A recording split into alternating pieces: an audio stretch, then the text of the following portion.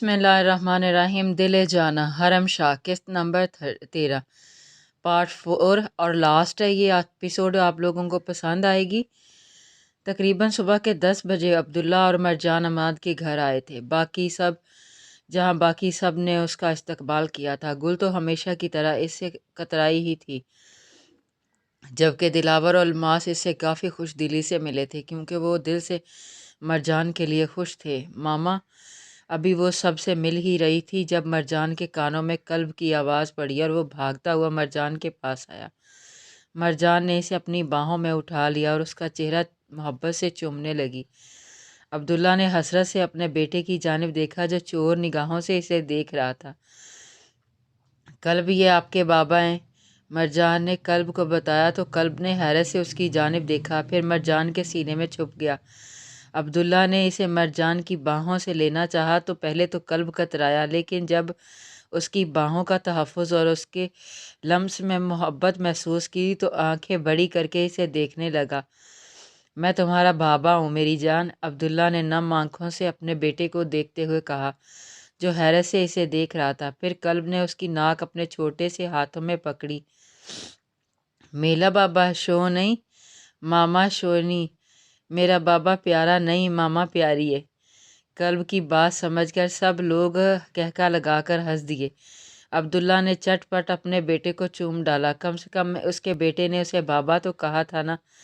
General شامیر اور ان کی بیوی بھی ان کی خوشیوں میں شامل تھے۔ سب نے خوشی سے ساتھ مل کر ناشتہ کیا۔ اپنی بیٹی کو اپنے شوہر اور بیٹے کے ساتھ ہنستا مسکراتا دیکھ الماس نے بے ساختہ اس کی نظر اتاری تھی۔ آخرکار مرجان کی 3 سال سے مانگی جانے والی دعائیں قبول ہوئی تھیں۔ اس کی محبت، اس کی خوشیاں اسے مل گئی تھیں۔ عبداللہ جان لٹاتی نظروں سے کلب کو دیکھ رہا تھا، جو ہال کے کونے میں یارم کے ساتھ اس کے کھلونوں سے کھیل رہا تھا۔ کلب بار بار یارم کو کیوب کا ٹاور بنا کر دکھا رہا تھا، لیکن یارم اپنے چھوٹے چھوٹے ہاتھوں سے وہ ٹاور بنا نہیں پا رہا تھا۔ آخرکار کلب نے غصے سے یارم کو دیکھا اور پھر ایک تھپڑ اس کے منہ پر مار دیا۔ کلب، مرجان نے اٹھ کر یارم کو پکڑنا چاہا جو منہ پر بنا کر رونے لگا تھا، لیکن پھر کلب نے ہی یارم کو گلے سے لگا کر پیار کیا۔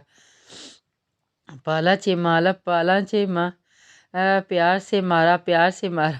کلب کی بات پر یارم چپ کر کے پھر سے کھیلنے لگا۔ وانیہ سر جھٹک کر ہنس دی۔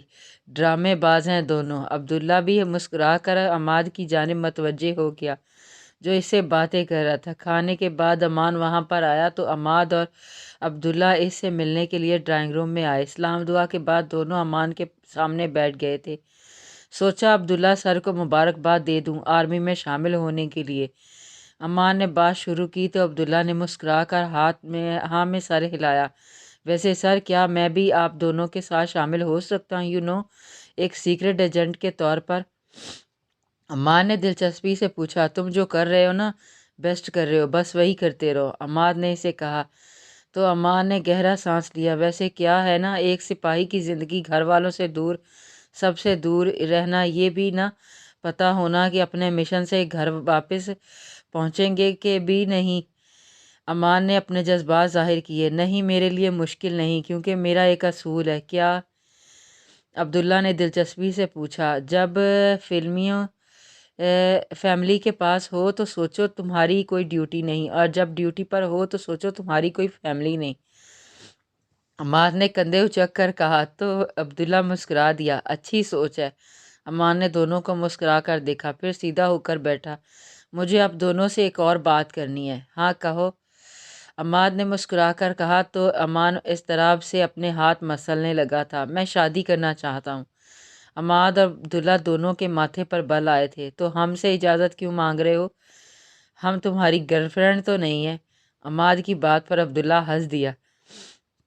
نہیں، آپ سمجھ نہیں رہے سر، میں پلیز عبداللہ سر، میرا سر مت پھاڑیے گا۔ لیکن وہ، امان نے گہرا سانس لے کر خود میں ہمت پیدا کی، پھر ایک ہی سانس میں بولا، مجھے گل اچھی لگتی ہے، میں اس سے شادی کرنا چاہتا ہوں، اگر آپ کی اجازت ہو تو۔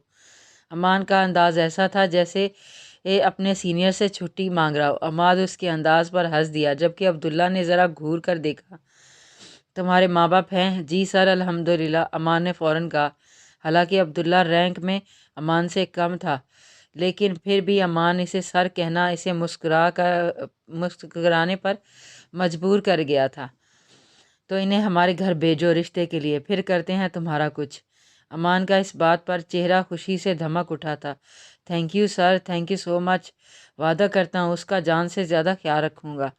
عبداللہ اس کی خوشی اور جذباتیت دیکھ کر مسکرا دیا تھا۔ ہلکی پھلکی گفتگو کے بعد امان وہاں سے چلا گیا اور وہ دونوں بھی باہر آئے۔ عبداللہ کی نظریں مرجان پر پڑیں تو خوشی سے چہکتے ہوئے گل اور وانیہ سے باتیں کر رہی تھی، جبکہ اس کا بیٹا مرجان کی گود میں لیٹا سکون سے سو رہا تھا۔ اسے گل جہاں کو دیکھ کر عبداللہ کے دل میں سکون اترنے لگا۔ اسے لگ رہا تھا کہ یہ زندگی رب سے معافی مانگنے اور اس کا شکر ادا کرنے کے لیے بہت چھوٹی ہے۔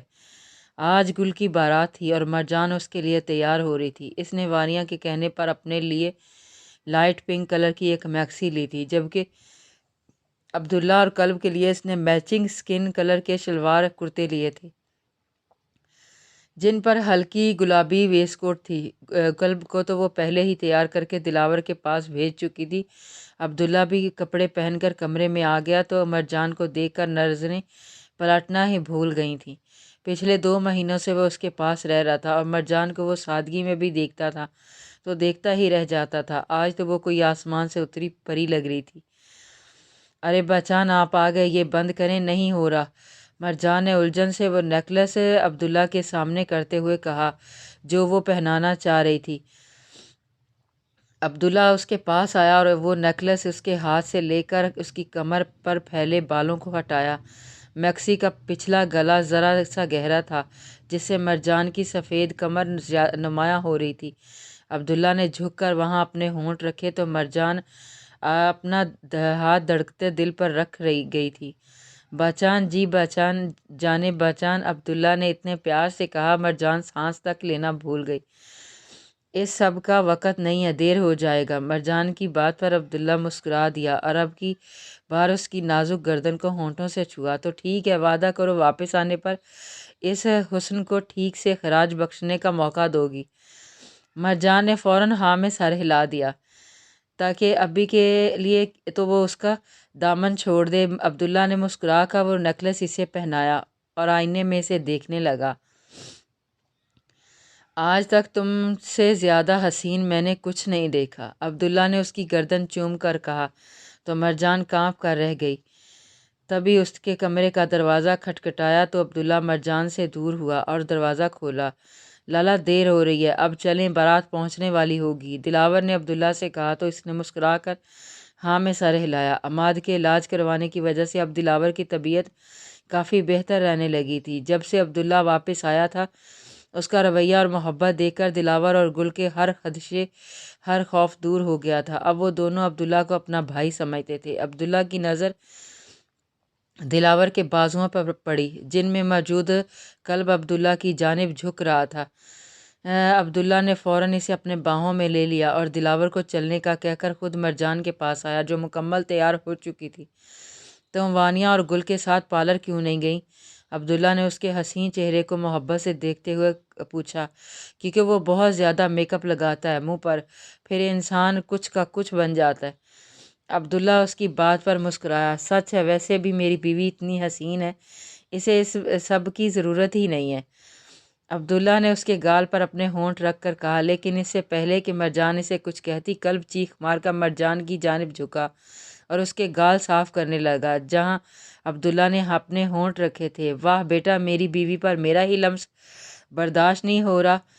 تو اس سے عبداللہ نے واپس مرجان کا گال چوما تو کلب پھر سے چلایا اور مرجان کا گال صاف کرنے لگا۔